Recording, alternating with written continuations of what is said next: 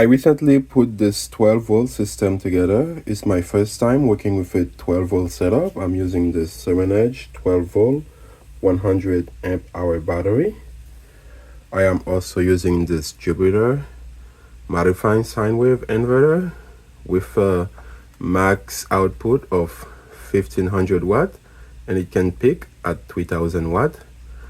And I am using this 2-aught wire that is overkill. It is for this setup, a 1 gauge would be fine, maybe 1-aught, but a 2 gauge is overkill, but that's what I get.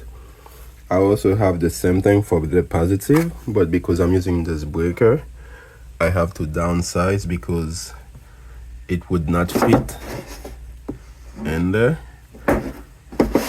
So I'm just doing this as a demonstration, so make sure you use the right wire size.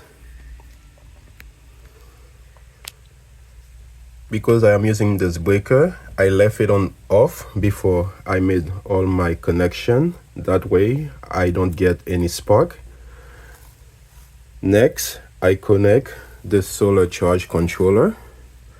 So negative, positive, go into the charge controller and match it to positive and negative, and those leads go to the solar panel outside. It's 2 solar panel wire in series. That means one positive of the solar panel go to the negative of the other solar panel, and those at the both end of each solar panel, a positive and a negative, come all back all the way over here. Let's flip the switch on. Let's turn on the breaker. Next, let's turn on the inverter. This one got 2 outlets. I'm using this wattmeter to see how much power I'm pulling out. Looks like everything is working properly. A setup like this would be great for a shed if you don't have a way to run power to it, or if it's too far from your house. This is a perfect candidate.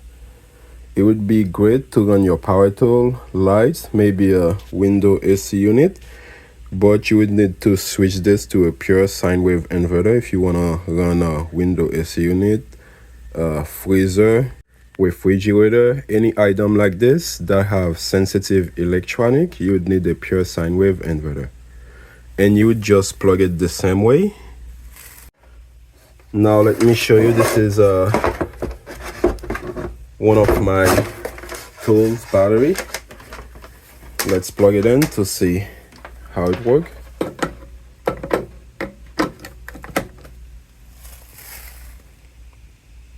It is charging normally, and it is consuming around 40 watt, not a lot. Now I am using it to charge this power station. It's saying it is pulling around 569 watt right here. Let's take a look at the watt meter. The watt meter is showing around 649 watt is coming out. It is slightly higher than what's showing on the power station because it have to convert the AC power back to DC. This inverter also have 2 USB output to charge small item like cell phone and tablet. For the final test, I will be using this space heater right here. It's a 1500 watt space heater. I don't think it ever go that high. We'll find that out. But this system would be able to run this space heater once it's fully charged, maybe for 1 hour or maybe slightly under that. But just make sure you're using the right wire gauge, because when you're using this inverter at its max output, you will definitely need the right wire gauge. Since this is a demonstration, I will not be doing it for this long. I can get by just using this wire. I am going to plug it in. Let's see how much power is going to pull.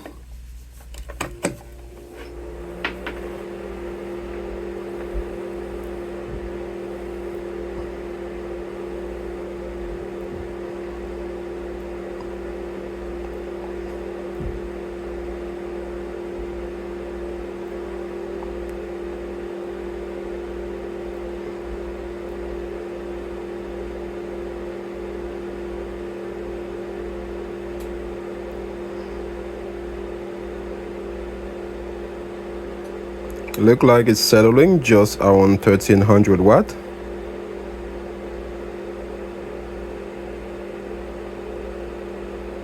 Because I was using the space heater, the fan and the inverter just kick on because it was close to its max output, trying to cool it down. The case of the inverter look like a heat sink. It does a good job removing heat away from the inverter. When the inverter is not outputting at its top peak or close to it, the fan just stay off. Again, make sure you use the right wire size in your 12 volt setup. If you go higher to a 24 volt, and if you go all the way up to a 48 volt, you can get by using wire as small as those. This is why it is beneficial. If you can go to a 48 volt, you can use significantly smaller wire on your setup. But if you just want a 12 volt setup, make sure you use the right wire size. It doesn't matter what setup you use, if it's a 12, 24, 36, 48 volt or high voltage system, make sure you use the right wire gauge. Skipping on those steps can cause a fire in the future. I hope this video was informative. If you like this video, you might enjoy the recommended videos.